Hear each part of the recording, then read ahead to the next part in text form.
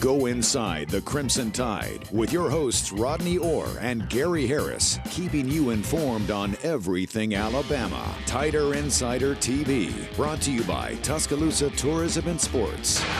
And good evening, everybody, and welcome to Tider Insider TV, brought to you by, as you just heard, Tuscaloosa Tourism and Sports. They're our good friends, and they do a lot of great work here in West Alabama. I'm Gary Harris, joined by Rodney Orr from TiderInsider.com. SEC Media Days 2023 is underway in Music City, Nashville, Tennessee.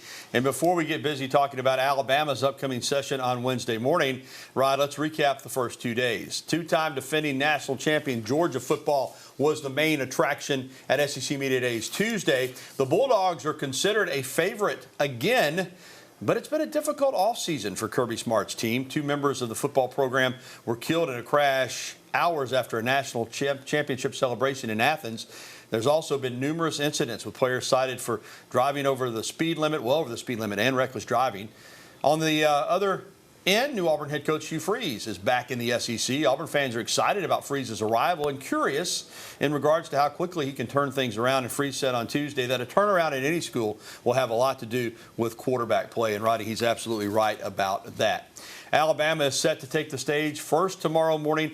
Rod, can you ever remember a year in which Alabama wasn't first up? I think Coach Saban pretty much says, yeah, we're coming, but we want to be first up, and we want to be first out, and we want to be back at work in Tuscaloosa. They're always in that early session, and they'll be first up in the morning. Coach Saban at 9:05 a.m. Central Time. Yeah, I think it's obviously the main attraction will be Nick Saban tomorrow. Garrett, a lot of questions that he's going to face about this football team. Yeah, he will, and one of the big questions that he's going to face will be about quarterbacks. More on that in a moment, but he'll be taking with him J.C. Latham, Kool-Aid McKinstry, and Dallas Turner. All of them are juniors, Rodney, but I've said before, when you're a high-profile junior at Alabama, it's kind of like being a senior. All three of those young men are probably going on to the NFL. So if you're going to have them go to media days, they have to do it their junior season. So you don't see as many seniors going anymore because you want to get those top juniors their opportunity. You're right. And again, like you mentioned, those guys certainly look like they're potentially early draft picks in terms of leaving early next year. Guys that certainly, if this team is going to be successful, Gary, you know those three guys have to be the leaders. I mentioned the quarterback competition that's going to be ongoing. Tyler Buckner added to the mix from Notre Dame following spring practice to go along with Jalen Milroe and Ty Simpson. Of course, you got two talented freshmen, Dylan Lonergan and Eli Holstein, that figure their time will come later. But obviously that's, you would think that would be one of the biggest topics for Coach Saban tomorrow. I don't think there's any question about that. Quarterback, when it's this uncertain, we've seen it before in the past when there's been some uncertainty at quarterbacks. That's the key topic. And, we know we're going to hear other questions. Obviously, there's had some coaching changes, some transition at the coordinator spots. So, that's going to be a popular question as well. Yeah, and Tommy Rees moving over from Notre Dame. That's going to be our coach talk topic here in just a moment. But his first year at Alabama, Alabama's paying him $2 million a year. In doing that, not only because they have confidence in him, but I do think we've talked about this all spring. Not that you're just going to totally change everything, but I do think they want to take the offense this year, Rodney, in a different direction. Well, I think you have to look at your personnel, and you don't have Bryce Young. So I think when you look at breaking in a new quarterback, you can't do the things they did with Bryce Young. You can't put it all on the quarterback. And look, I think the way the game is, Gary, I really believe that when you look at reestablishing that line of scrimmage, dominating up front, being able to run the football, and then spread the ball around to all those playmakers, have a lot of balance. I think that's really the direction for this team, and it takes a lot of the pressure off the quarterback. More on Tommy Rees now because it's time for Coach Talk. And during their time together in South Bend, Vanderbilt head coach Clark Lee and Alabama's new offensive coordinator Tommy Rees spent a lot of time together. Lee was the defensive coordinator in South Bend for Notre Dame, and the Commodores head coach had a ton of praise for the Crimson Tide's new play caller earlier today at SEC Media Days. He's a talented coach. He's a talented person. He's smart. I think he's a great fit there with Coach Saban, and they're gonna do a great job together. He's young, and so he maintains connection with the players, which I think is so important. He's fiery. He's intense. But the thing that he and I connected on most was just being smart in design. He loves the chess match. the guy knows how to coach, and so I'm excited for him, and I'm looking for him to have great success. Rodney, players make plays, but you do have to scheme them up. I mean, you've got to have good X's and O's to go along with talent. Clark Lee giving the young coach praise. LSU head coach Brian Kelly also yesterday said he's pulling for Tommy Rees, except, of course, when the Crimson Tide plays against his Tigers. Rees played quarterback at Notre Dame under Kelly and later worked for him as Notre Dame's quarterbacks coach and offensive coordinator. When Kelly left Notre Dame to take the LSU job ahead of the 2022 season, he wanted Rees to follow him to the Bayou. Tommy decided to stay there at Notre Dame. But I tell you this, Rodney, I know you'll say, well, coaches say good things about each other. Yeah, you can say good things without just going overboard in terms of their praise. But both Clark Lee and Brian Kelly, when asked about Tommy Rees, just said, hey, man, listen, this guy's the real deal, and he's going to do an unbelievable job at Alabama. Well, I think the key there is what you said about Brian Kelly wanted Tommy Rees to follow him to LSU. Obviously, Rees decided to stay at Notre Dame, but then you've got Nick Saban, who offers him the job here at Alabama. And, Gary, there's a lot of speculation that when Todd Monken left Georgia last year, that Tommy Rees was Georgia's first choice. Nick Saban kind of beat Kirby Smart to the punch there. But, yeah, when you look at Tommy Rees, certainly a lot of people say, well, he's really young. But all of the things that I think Clark Lee pointed out about the way he connects to the players, Gary, his understanding of the game, he was a quarterback on this level. I think it's a really good choice. Yeah, we know there's a lot of things that we talked about at quarterback they're going to have to play out. Offensively, they want to get a little more physical up front in the run game. But, we talked about this a little bit last week in regards to Northwestern, where Rees started his coaching career as a graduate assistant in 2015 on the college level. And we've seen this. This is part of the issue of coaching at Alabama for Nick Saban, keeping staffs together. If Alabama has a big year on offense, Rod, there is a chance, I think, that Tommy Rees will be one and done. I think a Power 5 school could come calling. I hope he does well, and I hope that's not the case. But what do you think the chances are that Rees will even be back for a second year? Well, I think anytime you're the coordinator at Alabama, you have success. Everyone wants a piece of Nick Saban.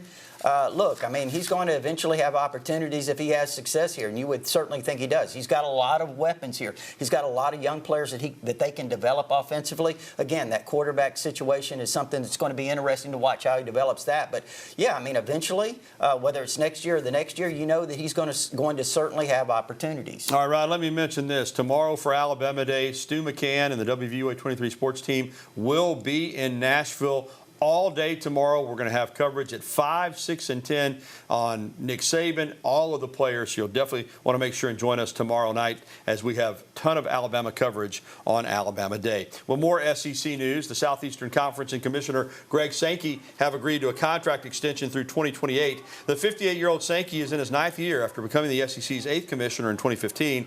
As NCAA Transformation Committee co-chair, Sankey helped expand the college football playoff from 4 to 12 teams. Additionally, the SEC, of course, has expanded and will add Texas and Oklahoma in 2024 and finalized a 10-year broadcast rights agreement with ABC and ESPN for football and basketball.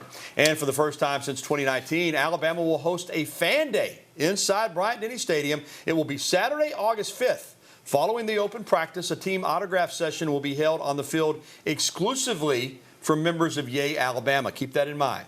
That's the university's official NIL entity. So if you're not a member of Yay Alabama, you won't be able to get on the field and get those interviews. Coach Saban will be available as well, as will the entire coaching staff and those players for autographs for 45 minutes. So quick thought on that, Rod.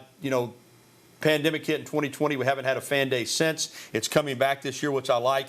But in regards to where we're at now in college football, I do think you have to limit it to people that contribute and help your athletic department. Yeah, and listen, I think the Yay Alabama program that they have, Gary, is really top-notch. I think it's something that everyone should consider. You can look it up. You can Google the Yay Alabama NIL collective there that they have. And, the things I've heard about it has been really, really positive. And guess what? You don't have to be rich necessarily to contribute. It's a small contribution, I think, starting at $18. Yeah. So it's something I think everyone should take a look at. Well, if you want to be part of the first fan day in 4 years, you're going to have to be part of it. All right, still to come on Tider Insider Television. Alabama looks to keep one of the state's best players at home. More on the recruitment of Brookwoods, William Sanders, just down the road. That's coming up next. And with the future of Alabama football stock rising, Nick Saban has continued to make noise on the recruiting trail. That's how you stay at the top. And also coming up, your phone calls, emails, and tweets. As always, the phone number 205-348-WVUA. That's 348-9882. You can email us at the address on your screen, or you can even tweet at us. Use that hashtag TITV so Drew and Stu can see the tweet. And we'll be right back with more of the show that takes you inside the Crimson Tide, the one, the only Tider Insider TV. Oh, the wrong one. Yes. It's Alabama.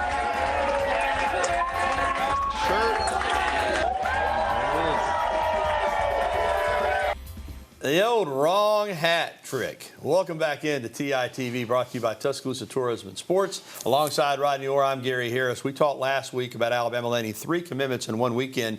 Well, Nick Saban and company stayed hot on the recruiting trail, landing 2 more commits in the class of 2024 last week. Let's start with the most recent. You just saw him, Caleb Odom, the 4-star tight end out of Carrollton, Georgia. And he committed on Saturday evening, and he's a teammate of 2026 Bama commit Zyke Helton, and of course potential 2026 star quarterback, or should I say even 2025. There's a chance Juju Lewis could move up and reclassify. Odom, though, in his own right, is a dynamic playmaker at tight end. Many have him listed as a wide receiver, and he might could play that position in college. But this is, yes, you still want an inline tight end occasionally for blocking purposes, but in the modern game, the most important thing for a tight end is to get downfield and catch the football. He's been able to do that. His junior year, he had over 1,100 yards and 13 touchdowns. That's high school now. He had offers from Miami, Ole Miss, Texas A&M, among others, but Rodney decided to join the Crimson Tide. I mentioned his height, 6'5". He doesn't weigh that much, maybe about 210 right now. Obviously, he'll get some bigger, but this maybe is what Alabama's been lacking the last couple of years. Maybe the Georgia's had an advantage over Alabama, or these tight ends that can really be a big factor for you in the passing game. Yeah, when I watch him, I'm kind of reminded of Amari Nyblack in high school, the way he's used. Gary, a guy that maybe they flex out a little bit, use him more as a receiver. You look at his frame, kind of very similar to what Nyblack when he came in last year. Now Nyblack's gained 30 pounds or so. He's gotten bigger, stronger. He's a guy that can block. And then you see Caleb Odom, he certainly has that potential, maybe a little bit of an O.J. Howard in high school, as you recall. So, yeah, I mean, he's got all kinds of skill. A guy, as you mentioned, really a good-looking receiver. Gary, we got to get Stu here in the next couple of weeks to cut the basketball video of Caleb Odom. I mean, very impressive. You can really see his athleticism. Well, I've always said, Rodney, going way back, if you're a good basketball player and you play high school football, you got athleticism, and I really think it gives you a big advantage. Yeah. Being used to going for the ball, high pointing the ball, and with Nyblack already here, as you mentioned, and Odom coming in, Alabama's got those more athletic type tight ends, and a guy like Robbie Utes and a couple of others that still have guys on, they can really pound you with as well. You want to mix it tight end these days. You want big physical guys, and you want some guys maybe that you can split out and use as wide receivers too. C.J. Dupree, obviously the transfer, Danny Lewis, Miles Kitzelman. There's a few others. A young one named Ty Lockwood who signed last year, I think is going to be a really good player. So Alabama kind of building up that tight end room. All right, let's keep it going. Last week, and even though it wasn't a surprise, it's still a big pickup. 4-star offensive lineman from Lindell, Texas, Casey Poe, that East Texas hotbed of high school football. 6'5", about 280, but listen, he's got broad shoulders. He's really strong. He doesn't look overweight at all. In fact, he's going to add 20 or 25 pounds. But this is an interior offensive lineman. I know everybody's obsessed with tackles, and I get it. But, boy, if you're going to run the football, which is what Alabama's wanting to get back to doing, and you don't want to allow pass rush up the middle, you got to be strong on the inside of your offensive line too. Yeah, a lot of tools. Obviously, he's going to get bigger and stronger. A guy that, when you look at him, you're very athletic, versatile, can play a lot of different spots, plays guard, plays tackle in high school.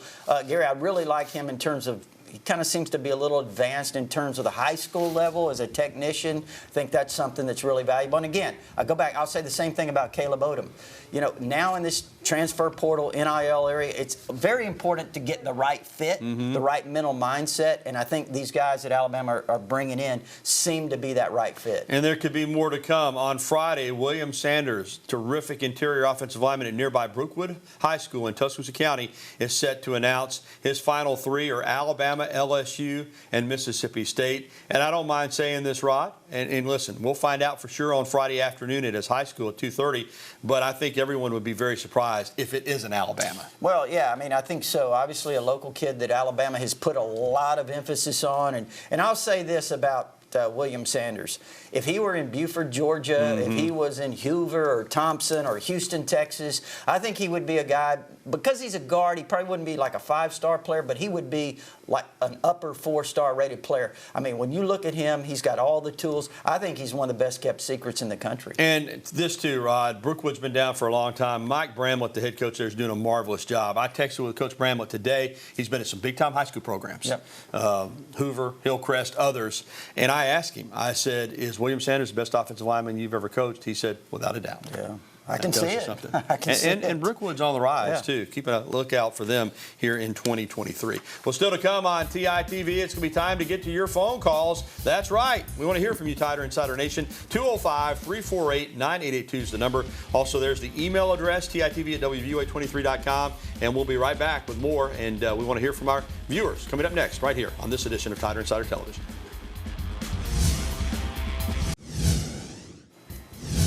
Former Ole Miss baseball outfielder T.J. McCants entered the transfer portal this offseason, and he's now made a decision on his baseball future, committing to the Crimson Tide. McCants shared his decision recently on social media. In fact, last Wednesday afternoon, McCants was a freshman All-American for Ole Miss in 2021. He was also a key contributor on the Rebels' 2022 national championship team. You see that big home run right there. Alabama needs some players after losing a bunch of them this past season. T.J. McCants is a good one. Welcome back into TITV with Rodney Orr. I'm Gary Harris. Phone call time, and we're going to lead it off tonight with our pal Sammy, the tomato man up there in Walker County. Rodney, he showed up last night with a bag full of 3 different brands of tomatoes. Let's see if I can remember them all. Golden Jubilee.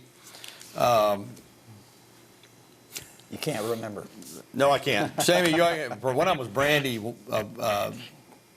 Burgundy wine or something. Sammy, what were the tomatoes you brought me last night, man? Thanks, Gary. Rodney, brandy wine, Golden Jubilee, and the kicker is a big beef. Gary, I got 2 5-gallon bucket loads just a little while ago in a basket load. We're going to have to get some more. All right, well, let's talk some sports here. What you got? Yeah, I just wonder what y'all thought. Y'all have mentioned it, and I agree with that totally.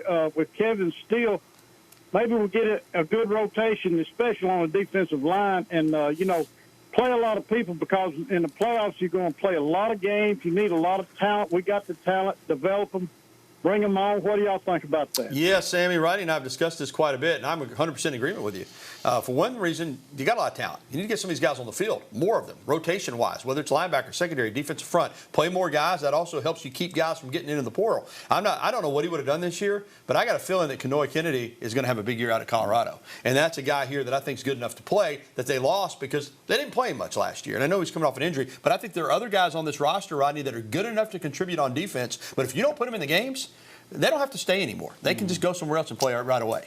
Yeah, I think especially when you look on that defensive line, it's going to be critical to develop some of those rotation that you're talking about, Sammy. I think when you lose a guy like Jamil Burrows, obviously it's an opportunity for a lot of young players to get those opportunities to kind of develop those reps. And it's going to be really interesting to see, Gary, as that defensive line, because I think I feel really good, obviously about Jaheim Otis, Justin Aboybe, Tim Smith, maybe the true freshman, James Smith, some others, Damon Payne, and some others that have contributed. But what about a guy like Monkel Goodwine? He's been around a few years. Is this now the time when he steps up, kind of gets in that rotation? And what about Jamarian Latham, the local kid? It's about that time. He's been around. He's a 5th-year guy. So I really look for Jamarian Latham to certainly get in that rotation. All right, we'll be back with some phone calls. We've got to get to the break because of time. There's the phone number. BT, if you stay on the line, we'll get to you when we come back on the other side. Stay with us. All right, welcome back to TITV. It's time to get to our email question of the day, brought to you by our good friends at KDM Service Corporation. KDM Service Corporation, serving your family like our family. Rodney, I was on Tider Insider today a little bit this afternoon. A lot of Alabama fans are just obsessed with Jeremy Pruitt. Bubba in Tuscaloosa writes, do you think Coach Saban will try to bring Jeremy Pruitt back? And, Bubba, I'm not getting on you. I'm not saying this. He did a good job here, 2016 and 2017 as defensive coordinator. Of course, he played here. He's a good football coach. But, Alabama's had a lot of good football coaches. And I'm just going to say this. He's got a 6-year show cause. I don't know if these couple years that he sat out will count toward that or not.